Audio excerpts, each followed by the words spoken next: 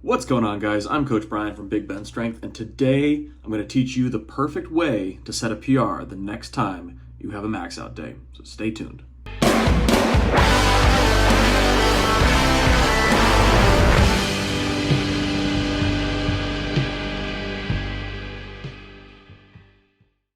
If there's one thing I hate more than anything in the world, it is when athletes do not set PRs, especially when it is avoidable.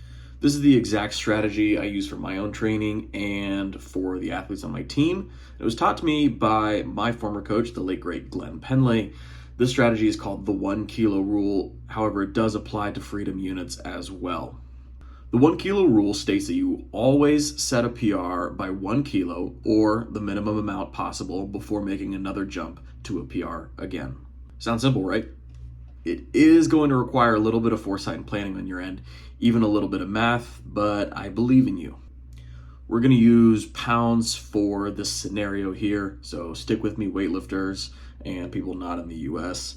Let's say your PR squat is 295 pounds and today is max out day. If we follow the 1 kilo rule, or the minimum possible amount, that means that we are aiming to hit a 300-pound squat first. Then if that feels good, go for more after. We do this because we want to ensure that we get the PR first before we go bigger and, possibly not hit that PR if training isn't feeling that great or if you just miss it somehow. So we're trying to hit 300 pounds in the squat. Here's how I'd recommend you work up to it. First, I recommend you warm up like a normal person. Keeping in mind another rule is that we never want to take a bigger jump than the one you just made. So your warm up should look like bar, 135, probably 185, 225, and then we want to try and get 2.5s on the bar as quickly as possible. Because we're trying to hit 300 pounds, we're just going to have 2.5s on the bar. We want to work backwards to make sure that we don't have to make a weird or unstrategic jump, right? So the next jump, since we can't go more than 40 pounds, right, because of the last jump that we made, is likely going to be 260, though if you're not used to those big jumps, maybe you want to go 250, right? So we hit 260, then likely we're going to 280 or 290 pounds. I would prefer 290, but if you're not used to making big jumps, I would go 280, then 290, and then we're going to go for our PR. But this is kind of leading up to another rule that I use for most exercises outside of maybe the deadlift, is that we want to hit about 5 pounds under our PR, because that's going to get us used to and ready to go for those real heavy weights, and then we go for 5 pounds over our PR. The only reason that I don't necessarily recommend that for the deadlift is that 5 pounds under your PR is probably going to be very taxing and fatiguing compared to that same rule applied to other exercises. So we don't maybe need to hit 5 pounds under, but we could probably go 15 pounds under your PR if you're a more advanced deadlifter, and then go for 5 pounds over your PR. So you see what we did there? We worked backwards from the weight that we wanted to hit. We knew 300 pounds was going to have 2.5s on there.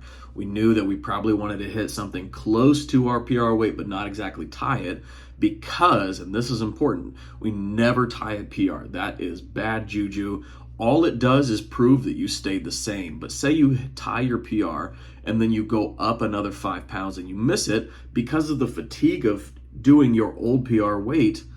You missed that weight. Now you've proven that you haven't gotten any better, but you might actually have been better. You just didn't have a good warm-up strategy. So if I can give you one tip to kind of round all of this out, and you can just start applying this to all of your training, not just your max out days, but all of your training, especially if you're following a more structured program. It's to plan out what your top sets are going to be and then work backwards from those, making your reasonable jumps. Create a plan for how you're going to warm up to it and kind of stress test it to see if it actually holds up. And remember the 3 rules that we talked about. The first one being the 1 kilo rule, or make the minimum possible amount of your PR first, then make a reasonable jump after, depending on how that guaranteed PR feels.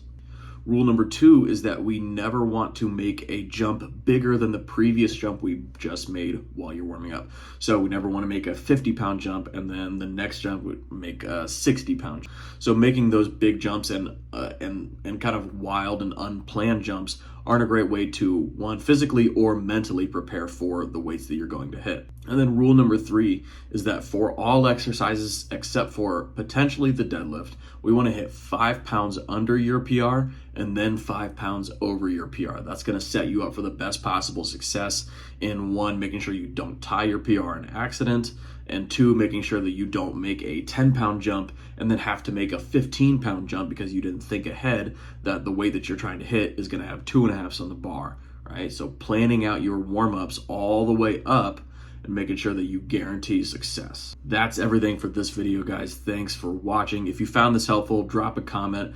Sounds like simple stuff, but it's mistakes that I see people make every single day in the gym, and I don't want you to be one of them. See you on the next one.